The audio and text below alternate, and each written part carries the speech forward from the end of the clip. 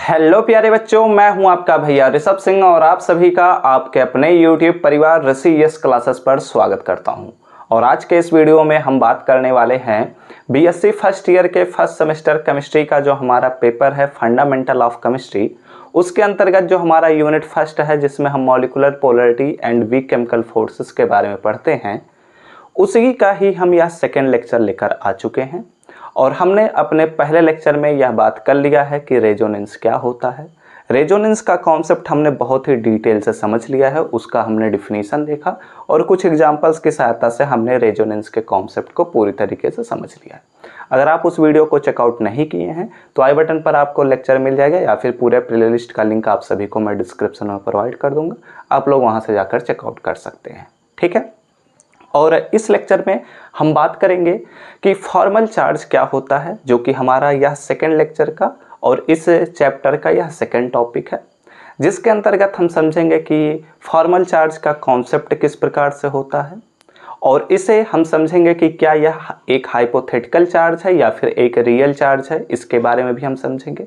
फिर उसके बाद हम इसमें कुछ फार्मूलाज पर बात करेंगे कि कैसे हम एक्चुअली किसी भी मॉलिक्यूल के अंतर्गत किसी भी हम एटम का फॉर्मल चार्ज कैलकुलेट कर सकते हैं। इसके लिए हम कुछ फार्मूला देखेंगे, साथ ही साथ हम कुछ एग्जांपल्स भी देखेंगे जिसके अंतर्गत कुछ हमारे पास मॉलिक्यूल्स रहेंगे, कुछ हमारे पास कंपाउंड्स रहेंगे, उनके अंतर्गत जो हमारा एटम रहेगा उसका ही हम फॉर्मल चार्ज कैलकुलेट करेंगे। ठीक है। तो ये सारी बातें इस पूरे लेक्चर में होने वाली हैं। तो चलिए अपने इस लेक्चर की हम शुरुआत करते हैं। लेकिन अगर आप सब इस चैनल पर पहली बार आए होंगे तो जरूर सब्सक्राइब करने के साथ बेल आइकन को ऑल पर सेलेक्ट कर लीजिएगा। इस वीडियो का पीडीएफ आप सभी को हम टेलीग्राम चैनल पर प्रोवाइड कर देंगे, तो आप हमारे टेलीग्राम चैनल से जरूर ज्वाइन कर लीजिएगा। लिंक आप सभी को डिस्क्रिप्शन में मिल जाएगा। साथ ही साथ आप हमें इंस्टाग्राम पर भी फॉलो कर सकते हैं, उसका भी लिंक आप सभी को डिस्क्रिप्शन में मिल जाएगा। ठीक है। तो अगर आप लोग अपने नोट्स को खुद से बनाना चाहते हैं और अभी से ही बनाना चाहते हैं तो आप अपने कॉपी और पेन लेकर बैठ जाइए, सभी चीज़ों को नोट डाउन करना स्टार्ट कर दीजिएगा। और नोट्स बाद में बनाना है तो आप हमारे टेलीग्राम चैनल से ज्वाइन कर सकते हैं। चलिए अपने कॉपी में रेजोनेंस ऑलरेडी लिख चुके होंगे, सारी चीज़ों को अच्छे से लिख रहे होंगे, हर एक चीज़ को अच्छे से रिवाइज कर रहे होंगे, पढ़ रहे होंगे। तो अब हम बढ़ते हैं कि फॉर्मल चार्ज क्या होता है। ठीक है। अब इसके बारे में हम डिस्कशन करते हैं कि एक्चुअली फॉर्मल चार्ज क्या होता है।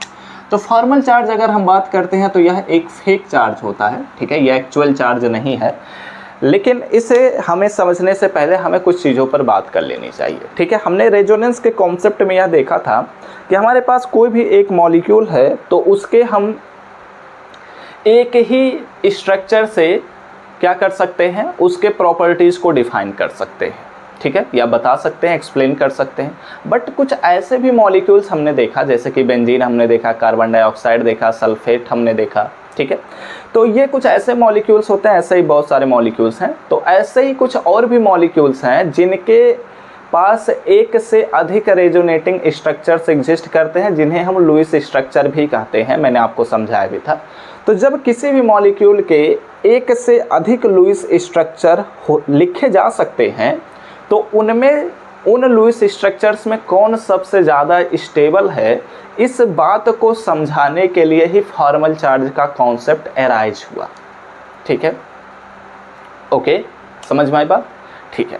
तो फॉर्मल चार्ज का कॉन्सेप्ट क्यों आया? क्योंकि हम जब एक से अधिक लुईस स्ट्रक्चर किसी भी एक ही मॉलिक्यूल के लिए लिख सकते थे, तो ऐसे सिचुएशन में उन स्ट्रक्चर्स में कौन सबसे ज़्यादा स्टेबल है, इस बात को समझाने के लिए फॉर्मल चार्ज का कॉन्सेप्ट अराइज हुआ। और फॉर्मल चार्ज ध्यान रखना कि जैसे कोई भी हमारे पास मॉलिक्यूल होता है, ठीक है, तो उस पर कुछ चार्जेज होंगे। अगर वह न्यूट्रल मॉलिक्यूल है तो उस पर 0 चार्ज होगा, अगर उस पर कैटायन है तो प्लस चार्ज होगा, अगर आयनायन है तो माइनस चार्ज होगा। ठीक है। तो जैसे किसी भी मॉलिक्यूल पर कोई चार्ज होता है, वैसे ही फॉर्मल चार्ज जो होता है वह किसी एटम के लिए होता है। ठीक है। और यह भी बात ध्यान रखना कि यह एक फेक चार्ज है, एक्चुअल में कोई चार्ज ऐसा नहीं होता है, बट इसे हम समझते हैं क्योंकि हम स्टेबिलिटी के बारे में बात करते हैं कि कौन सा सबसे ज़्यादा स्टेबल होगा, और यह फॉर्मल चार्ज के हिसाब से ही कैलकुलेट किया जाता है। ठीक है। इसलिए इसे हम कैलकुलेशन के द्वारा ही केवल निकालते हैं, एक्चुअल में एटम पर होता नहीं है। इसलिए हम क्या करते हैं, इसे हम थ्योरेटिकल चार्ज भी कहते हैं। ओके, ठीक है। तो जैसे कोई भी एक पॉली एटॉमिक मॉलिक्यूल है, पॉली एटॉमिक मॉलिक्यूल आप लोग समझ रहे हैं, नहीं समझ में आ रहा है तो बता रहा हूँ कि ऐसे बहुत सारे एटम्स, डिफरेंट एटम भी हो सकते हैं, सेम भी एटम हो सकते हैं, ठीक है। तो वो एक दूसरे से जुड़कर हमारे पास पॉली एटॉमिक मॉलिक्यूल्स बनाते हैं। पॉली मतलब बहुत सारे, एटम मतलब हम जानते हैं एटम। तो पॉली एटॉमिक मॉलिक्यूल्स हमारे पास जब बहुत सारे एटम्स एक दूसरे से जुड़ जाते हैं तो इस प्रकार से एक मॉलिक्यूल बनता है जिसे हम पॉली एटॉमिक मॉलिक्यूल कहते हैं, ठीक है। अब उसमें एक एटम पर क्या चार्ज है उसी को ही हम फॉर्मल चार्ज कहेंगे, ठीक है। तो आइए बातें करते हैं, एक एक करते हुए सभी चीज़ों को लिखते हुए चलते हैं। आप अपने कॉपी और पेन लेकर बैठे ही होंगे, ठीक है। तो अब यहाँ पर एक बात और ध्यान दीजिएगा, इसके एक बात मैं बता देता हूँ। फर्स्ट सेमेस्टर में आप हिंदी इंग्लिश मिक्स भी यूज़ कर सकते हैं अपने कॉपी में लिखने के लिए भी, साथ ही साथ आप अपने एग्ज़ाम में भी लिख सकते हैं। बट जब आप सेकेंड सेमेस्टर में पहुंच जाएंगे तो आपको प्रॉपर इंग्लिश ही लिखना है। तो इसलिए हमें धीरे धीरे करते हुए आदत बनानी होगी, हैबिट बनानी होगी। इसलिए मैंने आपको रेजोनेंस में ऐसा पढ़ाया जिसमें हिंदी इंग्लिश मिक्स था। फॉर्मल चार्ज में मैं आपको ऐसा पढ़ाऊंगा जिसमें टोटल इंग्लिश रहेगा। ऐसे ही हम कुछ टॉपिक्स में टोटल इंग्लिश पढ़ाएंगे, कुछ टॉपिक्स में हिंदी इंग्लिश मिक्स पढ़ाएंगे। तो आपको डरने की ज़रूरत नहीं है, बस आपको अच्छे से समझते हुए चलना है, ठीक है। हैबिट बनाना है, हमें अपने हैबिट्स को बनाना है। तो फॉर्मल चार्ज क्या होता है, तो यहाँ पर लिखिएगा कि फॉर्मल चार्ज, ठीक है, formal charge is also known, ठीक है, इज आल्सो नोन एज, ठीक है, फेक चार्ज। क्या कहते हैं इसको हम? फेक चार्ज भी कहते हैं, ठीक है। और मैंने आपको पहले ही बताया कि हमारे पास जो फॉर्मल चार्ज होता है यह एक थ्योरेटिकल चार्ज होता है, इसलिए मैं लिख सकता हूँ कि it is a theoretical charge, ठीक है, थ्योरेटिकल चार्ज, ठीक है, over an atom in A poly atomic molecule, ठीक है। एक पॉली एटॉमिक मॉलिक्यूल में जितने भी हमारे पास एटम हैं उन पर ही हम थ्योरेटिकल चार्ज को कैलकुलेट करते हैं, ओके। अब यहाँ पर एक चीज़ मैं समझा देता हूँ कि इन पॉली एटॉमिक मॉलिक्यूल मैंने लिख दिया, ठीक है। और साथ ही साथ यहाँ पर लिख लीजिएगा एज, जैसे कि रियल चार्ज, ठीक है, जैसे कि रियल चार्ज होता है ओवर एनी मॉलिक्यूल, ठीक है। जैसे किसी भी मॉलिक्यूल पर कोई चार्ज होता है, मैंने आपको बताया ही है कि अगर न्यूट्रल मॉलिक्यूल है तो जीरो चार्ज, एनायन है तो हमारे पास नेगेटिव चार्ज, कैटायन है तो पॉजिटिव चार्ज। तो जैसे किसी भी मॉलिक्यूल पर एक्चुअल में रियल चार्ज होता है वैसे ही किसी भी मॉलिक्यूल में जो एटम होता है उस पर ही फॉर्मल चार्ज एक थ्योरेटिकल चार्ज की तरह बिहेव करता है, ऐसे भी कहा जा सकता है, ठीक है, ओके। इतनी बातें समझ में आई। तो अब हम फॉर्मल चार्ज का डिफिनीसन देने वाले हैं और यहाँ पर डिफिनीसन कम, फार्मूला ज़्यादा यहाँ पर निकलने वाला है, तो इसको हम डिस्कस करेंगे, ठीक है। तो मैंने आपको पहले ही समझाया, आपको मैंने बता दिया है कि फॉर्मल चार्ज एक्चुअली हम क्यों पढ़ते हैं, तो आपको बातें समझ में आ गई होंगी। तो यहाँ पर आप लोग अब लिखिएगा, फार्मूला लिखने वाले हैं लेकिन उसे हम डिफिनीसन में कन्वर्ट कर रहे हैं, ठीक है। फॉर्मल चार्ज, ठीक है, formal charge over an atom in the poly atomic molecule, ठीक है, पॉली एटॉमिक मॉलिक्यूल, ठीक है, इज द डिफरेंस, यहाँ पर ध्यान देते हुए चलिएगा, इज द डिफरेंस, ठीक है। अब ये एक्चुअली क्या होता है मैं आपको पहले लिख कर दिखा देता हूँ, फिर उसके बाद मैं समझाऊंगा, ठीक है। इज द डिफरेंस बिटवीन, ठीक है, between the total number of electrons, ठीक है, total number of electrons of an atom या एलिमेंट भी लिखा जा सकता है, in free state and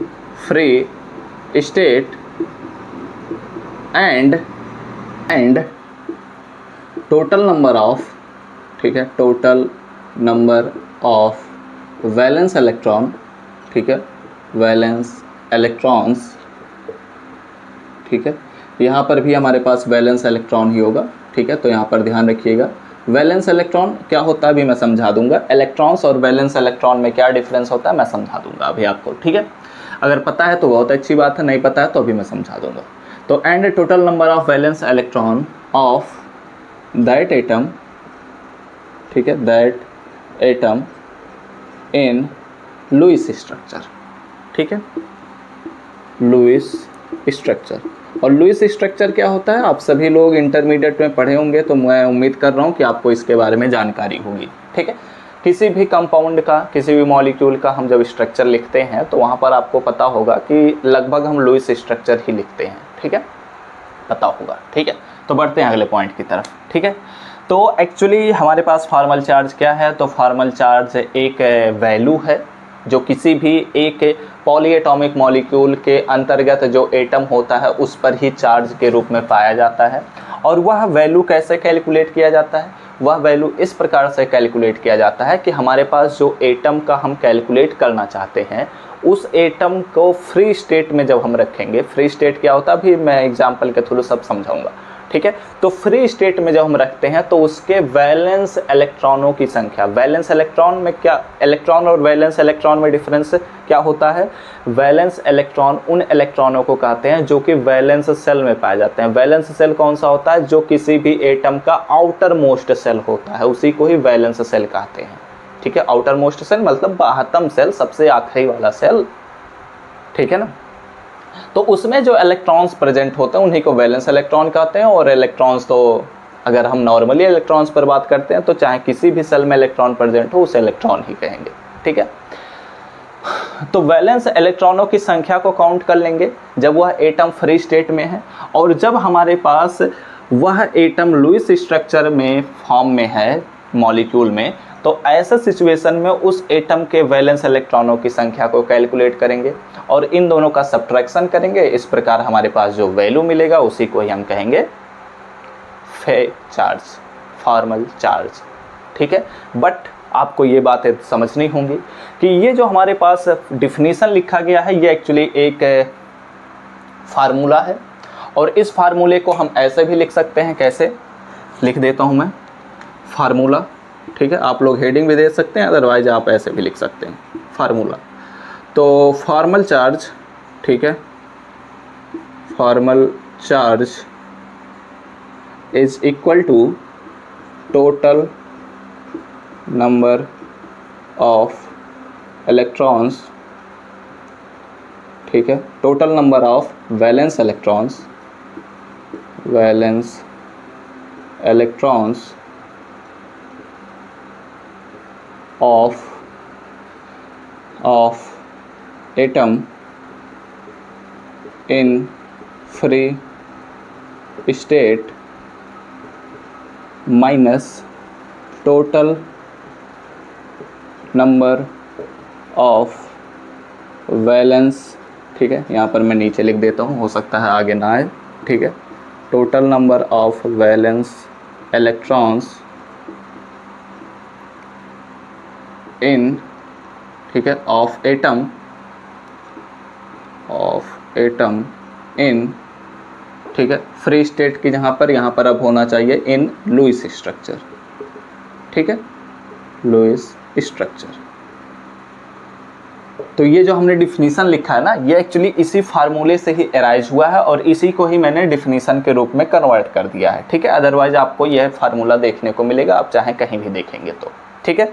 but ये जो हमारे पास फार्मूला है, इस फार्मूले की सहायता से हम किसी भी मॉलिक्यूल के एक एटम के फॉर्मल चार्ज को कैलकुलेट नहीं कर पाते हैं, ठीक है। इसके लिए हमारे पास एक दूसरा फार्मूला आता है और उस फार्मूले की सहायता से ही हम किसी भी पॉलीएटॉमिक मॉलिक्यूल के स्ट्रक्चर को देखते हुए हम उसके फॉर्मल चार्जेस को कैलकुलेट करते हैं, ठीक है। तो आप लोग क्या करिए, इतनी चीज़ों का बस स्क्रीनशॉट ले लीजिएगा, कॉपी में नोट डाउन कर लीजिएगा। जो हमारे पास एक्चुअल फार्मूला होता है जो हम उपयोग करते हैं कैलकुलेशन में, उसे चलिए अब हम डिस्कस करते हैं। तो take the screenshot now, then we are going to discuss our next formula which is most important for your exams.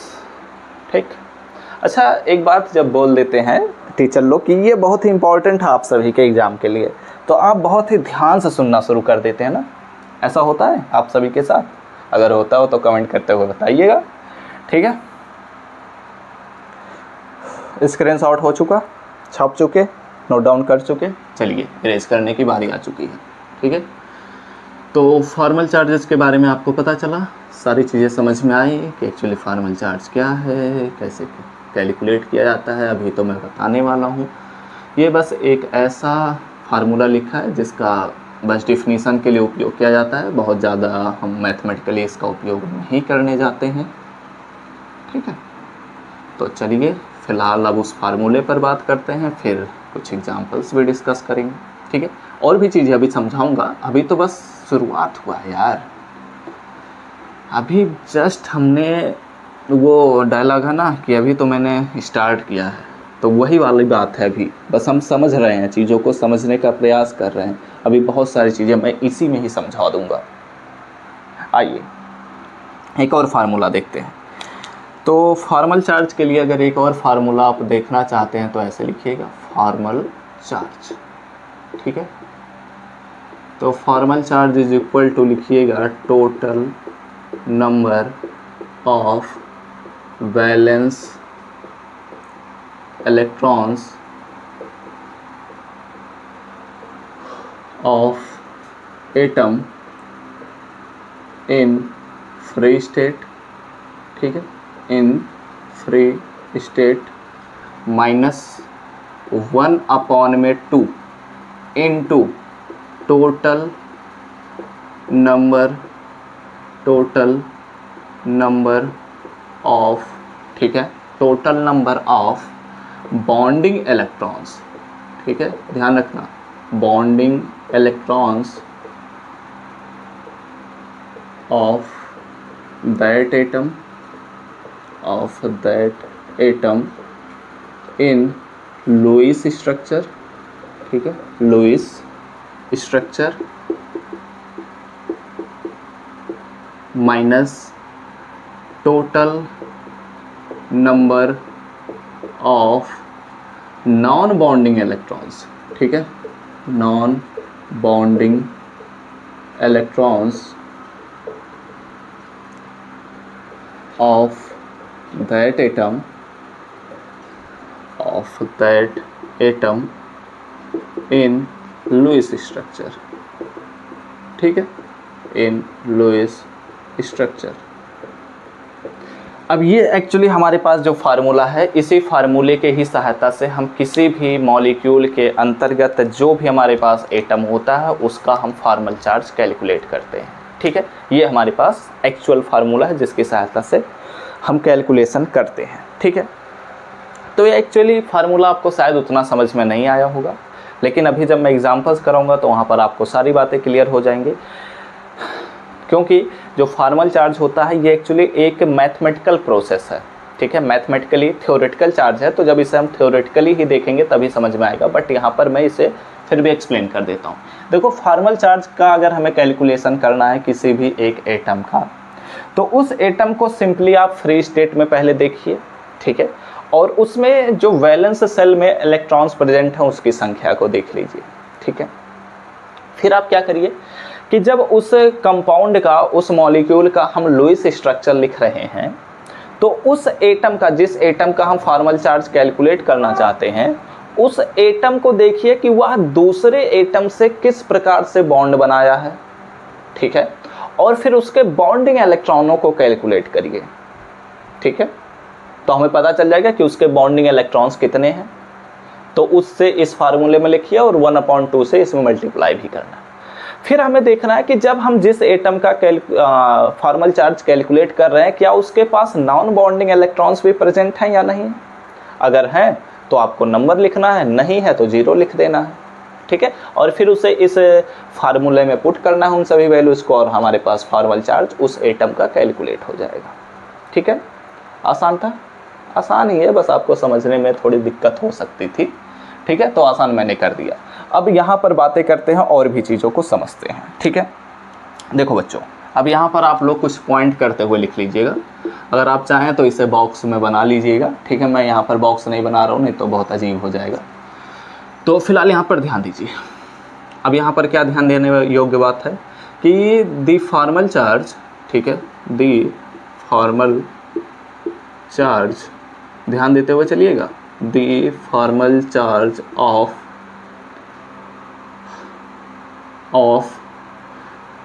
Any atom in any neutral molecule, ठीक है। ये बहुत ही इंपॉर्टेंट लाइन मैं लिख रहा हूँ, इन any neutral molecule is always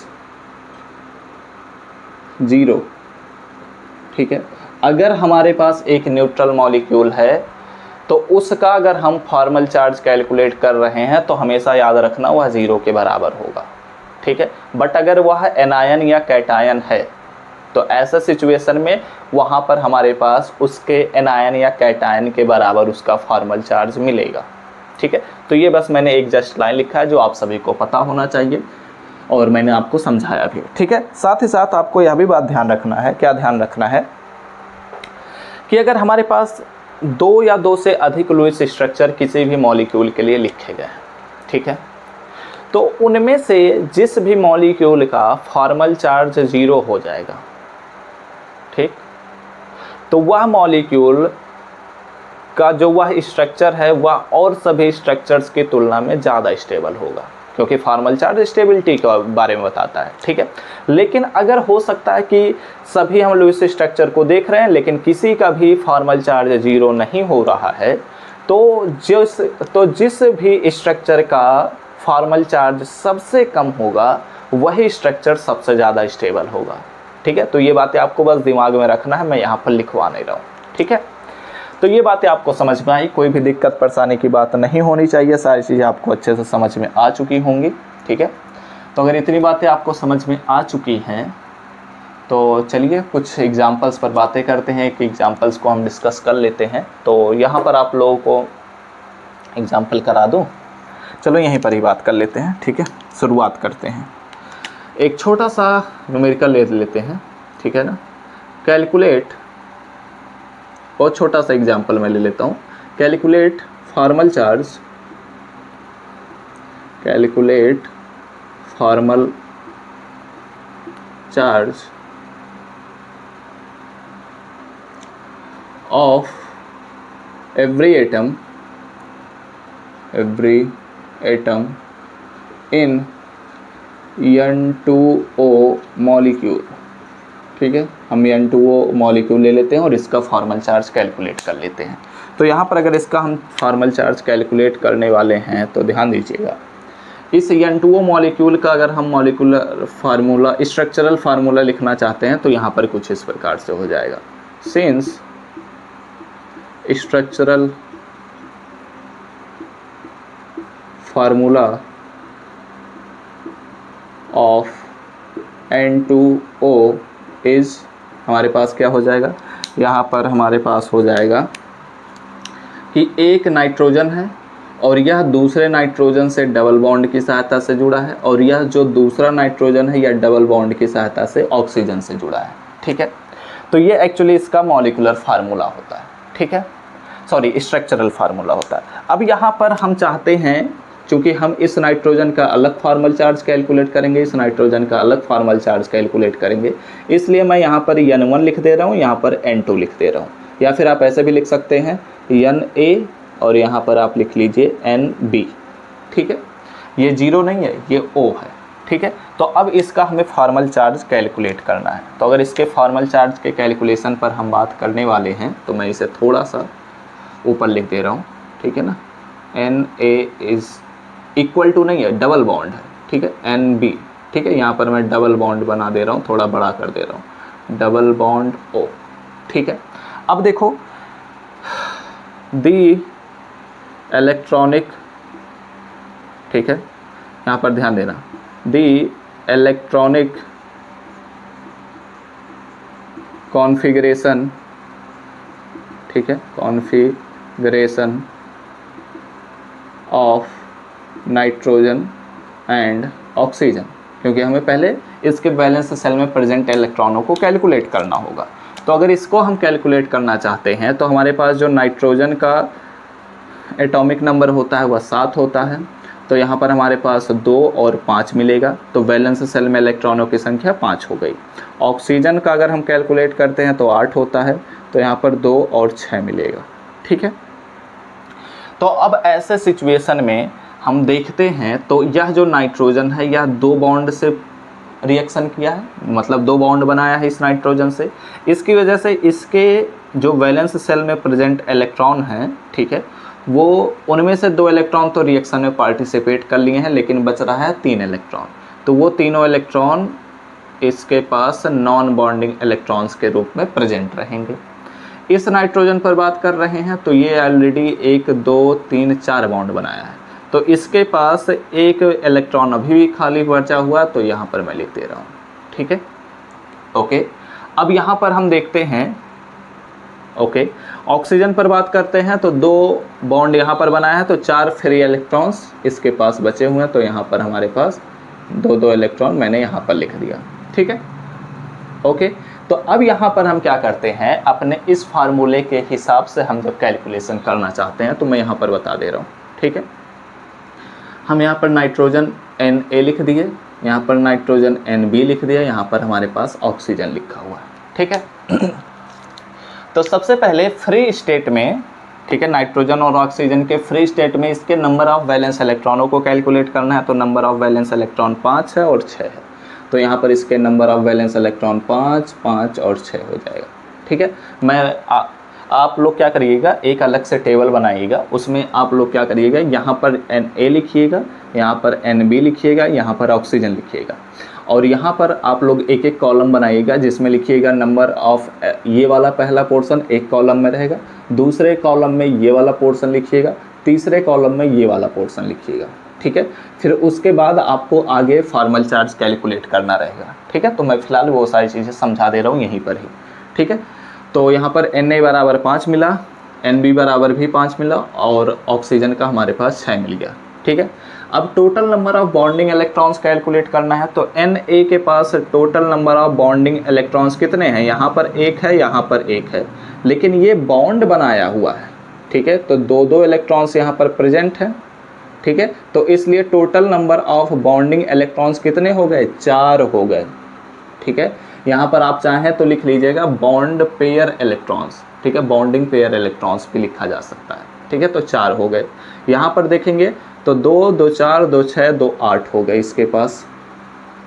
यहाँ पर देखेंगे तो यहाँ पर 2 2 4 हो गए। ठीक है, लेकिन साथ ही साथ हमें 1/2 भी करना है, तो इसलिए हम जब इसका 1/2 करेंगे तो यहाँ पर हमारे पास मिल जाएगा 2, यहाँ पर भी जब हम 1/2 करेंगे तो यहाँ पर मिल जाएगा 4, यहाँ पर भी जब हम 1/2 करेंगे तो हमारे पास मिल जाएगा 2। यानी कि नंबर ऑफ बॉन्डिंग इलेक्ट्रॉन्स कितने हो गए, 2, number of non bonding electrons कितने हो जाएंगे, 4, नंबर ऑफ बॉन्डिंग इलेक्ट्रॉन्स 2 हो जाएंगे। अब देख, यहाँ पर हम क्या लिखेंगे, इनके नॉन बॉन्डिंग इलेक्ट्रॉन्स के बारे में लिखेंगे। ठीक है, तो नॉन बॉन्डिंग इलेक्ट्रॉन्स को लिखने के लिए आपको कुछ बातें पहले समझ लेनी होंगी। यहाँ पर जो ये हमने स्ट्रक्चरल फार्मूला लिखा है, ये structural formula actually Lewis structure अभी नहीं है, तो लुईस स्ट्रक्चर हमें पहले लिखना पड़ता है, फिर उसके बाद ही हम नॉन बॉन्डिंग इलेक्ट्रॉन्स को लिख सकते हैं। ठीक है, वैसे बॉन्डिंग इलेक्ट्रॉन्स को भी तभी लिख सकते हैं, बट हम यहाँ पर क्योंकि लुईस स्ट्रक्चर हमारे पास कंडीशन है, तो लुईस स्ट्रक्चर कैसे लिखा जाएगा आइए बात करते हैं। ठीक है, तो देखो बच्चों, नाइट्रोजन में हमने बात किया था इसके इलेक्ट्रॉनिक स्ट्रक्चर, इसके इलेक्ट्रॉनिक कॉन्फ़िगरेशन पर, तो 2 5 मिला था। इसी को हम ऐसे भी एक्सपेंड कर सकते हैं, 1s2 2s2 एंड हमारे पास हो जाएगा 2p3। ठीक है, 2 2 2 4 और 3 7 हो जाएगा। इसको भी ऐसे लिख सकते हैं 1s2 2s2 एंड यहाँ पर हो जाएगा हमारे पास 2p4। ठीक है ना, ओके। तो अब यहाँ से आप लोग देख सकते हो, और मैंने पिछले लेक्चर में सबसे पहले ही समझा दिया था कि नाइट्रोजन जो होता है वह 3 बॉन्ड मैक्सिमम बना सकता है, ऑक्सीजन जो होता है वह 2 बॉन्ड मैक्सिमम बना सकता है। तो आप लोग देख सकते हैं कि यह जो p ऑर्बिटल है इसके पास 3 इलेक्ट्रॉन अभी भी प्रेजेंट हो सकता है, और यह जो ऑक्सीजन का p ऑर्बिटल है इसके पास मैक्सिमम 2 इलेक्ट्रॉन्स और प्रेजेंट हो सकते हैं, क्योंकि p ऑर्बिटल में 6 इलेक्ट्रॉन से ज़्यादा प्रेजेंट नहीं हो पाते हैं। ठीक है, तो ऐसे सिचुएशन में हम बात कर रहे हैं इस नाइट्रोजन पर। चलिए, तो यह नाइट्रोजन क्या कर रहा है, एक बॉन्ड यहाँ से बनाया, एक बॉन्ड यहाँ से बनाया, एक बॉन्ड यहाँ से बना लिया, ठीक है ना। लेकिन इसके पास 4 बॉन्ड टोटल नज़र में आ रहे हैं और यह जो 4 बॉन्ड बन रहा है इसकी वजह से इस नाइट्रोजन पर आ जाता है एक प्लस चार्ज, ठीक है, क्योंकि यह एक एक्स्ट्रा बॉन्ड बनाना शुरू कर दिया तो प्लस चार्ज आ जाएगा, ठीक है। तो अब यहाँ पर जो हमने एक इलेक्ट्रॉन लिखा हुआ था वो इलेक्ट्रॉन अपने आप को बैलेंस करने के लिए क्या करेगा, जब यह नाइट्रोजन इस नाइट्रोजन से एक बॉन्ड बनाया है तो यह नाइट्रोजन भी, चूंकि इसके पास टोटल 2 ही बॉन्ड हैं, इसकी वजह से यह जो इलेक्ट्रॉन है वह इसके पास चलाता और यहाँ पर आ जाता है माइनस चार्ज।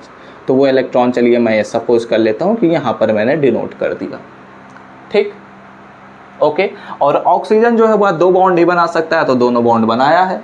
साथ ही साथ इसके जो हमारे पास लोन पेयर इलेक्ट्रॉन्स प्रेजेंट थे जो कि बॉन्ड में पार्टिसिपेट नहीं कर रहे हैं, वो 2 यहाँ से हैं, 2 यहाँ से मिल जाएंगे तो 4 हो जाएंगे, ठीक है।